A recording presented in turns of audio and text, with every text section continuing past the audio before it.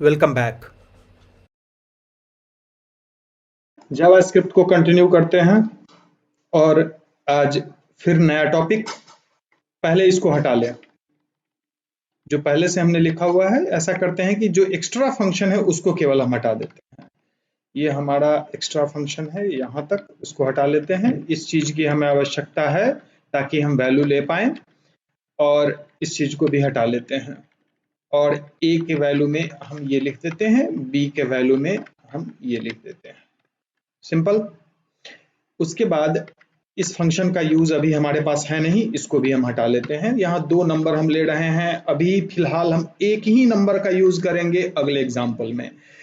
तो अगले एग्जाम्पल में बताने जा रहे हैं हम स्विच केस। ये स्विच केस क्या होता है? तो दरअसल में पिछले दिन जो हम पढ़े थे वो क्या था, इफ कंडीशन के बारे में था, इफ इल्स के बारे में, और एक टर्नरी ऑपरेटर बताए थे जो कंडीशन चेक करने का काम करता है। इफ का अल्टरनेटिव है, अगर एक लाइन में छोटा सा कंडीशन चेक करना हो तो काफी यूजफुल होता है, कोड को छोटा रखने में मदद करता है। उसी का अल्टरनेटिव ये स्विच भी है, लेकिन ये कुछ डिफरेंट टाइप का वर्क करने के लिए जनरली होता है। जनरली ये एक वेरिएबल के वैल्यू को अगर कंपेयर करना हो मल्टीपल टाइम्स तो हमारे लिए यूजफुल है।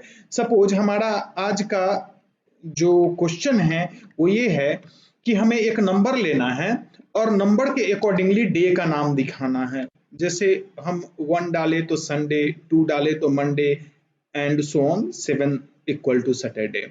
तो एक हम नंबर लेते हैं, नंबर हमारा ए में है और रिजल्ट को हम यहाँ पर डिस्प्ले करवाएंगे। रिजल्ट के लिए हम एक बना लेते हैं वेरिएबल जिसका नाम रखते हैं रिजल्ट, जो कि इनिशियली हम ब्लैंक रखेंगे। यानी यहाँ लिखते हैं where result equal to blank, कोई भी वैल्यू इसमें नहीं है।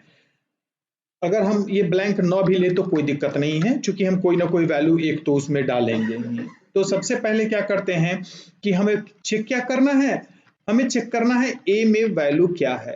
ए में नंबर डालेंगे जो कि num1 यानी पहला टेक्स्ट बॉक्स होगा जिसका वैल्यू ए में आएगा।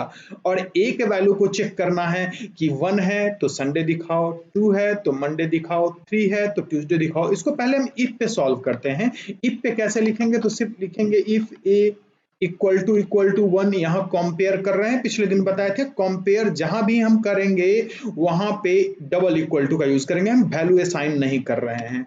Then result equal to Sunday, like this.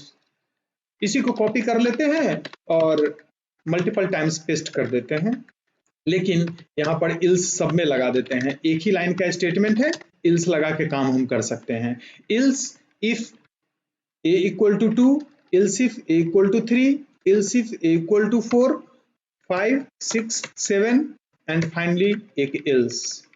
ऐसा हम लिखते हैं। यानी कि 1 है तो संडे, 2 है तो मंडे, 3 है तो ट्यूसडे, 4 है तो थर्सडे, वेडनेसडे छूट गया, थर्सडे, फ्राइडे, सैटरडे।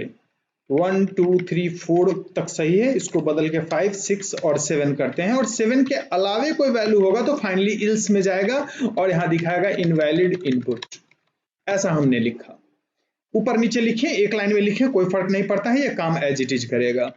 चूंकि सिंगल लाइन स्टेटमेंट था इसलिए हमने यहाँ पे ब्रैकेट भी, ये जो करली ब्रास देते हैं वो हमने नहीं दिया। एक ही लाइन का स्टेटमेंट हो तो हम छोड़ सकते हैं, कोड छोटा रहेगा। तो अगर ए 1 है तो संडे दिखाओ, और उसके अलावे अब ये किसी को नहीं पढ़ेगा। अगर ये इल्स यहां से हटा लेते तो फिर दूसरे कंडीशन को भी चेक करता। तो हम कोशिश करेंगे कि कम से कम एग्जीक्यूशन हो कोड में। कोड लिखने में इस चीज को भी ध्यान रखना, अगर हम यहाँ इल्स हटा ले तब भी सही रिजल्ट आएगा, लेकिन एक केस में गड़बड़ होगा, केवल इल्स के केस में। तो अगर इल्स हटा ले तब भी ये कोड सही काम करेगा, क्योंकि हम वैल्यू तो कोई एक ही डालेंगे, या तो 1 से कंपेयर करेगा या 2 से कंपेयर करेगा। लेकिन बेहतर प्रैक्टिस है कि इल्स हमें लिखना है। इससे क्या होगा कि नंबर ऑफ कंपैरिजन केवल एक ही होगा, तो यहां सिंगल कंपैरिजन होगा। ए 1 हो चुका तो बाकी कोई कंपैरिजन नहीं होगा, और 1 नहीं हुआ तो ए इक्वल टू 2 को चेक करेगा और तब रिजल्ट का वैल्यू होगा मंडे। अगर 2 भी नहीं है तब वो जाएगा अगले में चेक करने, और इस तरह सारा फॉल्स हो गया तो लास्ट में रिजल्ट का वैल्यू होगा इनवैलिड इनपुट। और उस चीज को हम यहाँ दिखा रहे हैं, यहाँ सम इक्वल टू लिखने की आवश्यकता नहीं है। स्क्रीन पे आते हैं, इसको रिफ्रेश करते हैं, यहाँ हम 1 डाले, ओके पे क्लिक करते हैं, संडे, 2 पे क्लिक करते हैं, मंडे, और 9 डालते हैं, यहाँ पे ओके करते हैं, इनवैलिड इनपुट, ऐसा मैसेज हमें मिल गया। बिल्कुल सही है। फिर से वापस कोड में आते हैं और अभी जो हमने इफ पे सॉल्व किया है उसको हम कमेंट कर देते हैं और यही चीज हम स्विच पे सॉल्व करते हैं। और यहाँ पे स्विच पे सॉल्व करने का तरीका है, हम पहले लिखते हैं स्विच, SWITCH, ब्रैकेट के बीच उस वेरिएबल को जिसे हमें कंपेयर करना है, तो एक कंपेयर करना है, इसके लिए एक कर्ली ब्रैकेट स्टार्ट होगा और बंद होगा। अब हम लिखेंगे केस 1, ऐसे हम इसे अल्फाबेट पे भी बता देंगे। केस 1 के केस में हमें क्या करना है, रिजल्ट हमारा ये है, संडे। एंड फाइनली ब्रेक, एक ब्रेक का मतलब होता है यहाँ पे ये केस खत्म हो रहा है। तो ये हमारा एक केस हो गया। इस केस के लिखने का मतलब क्या हुआ, अगर a का वैल्यू 1 है तो ये काम करो और ब्रेक हो जाओ।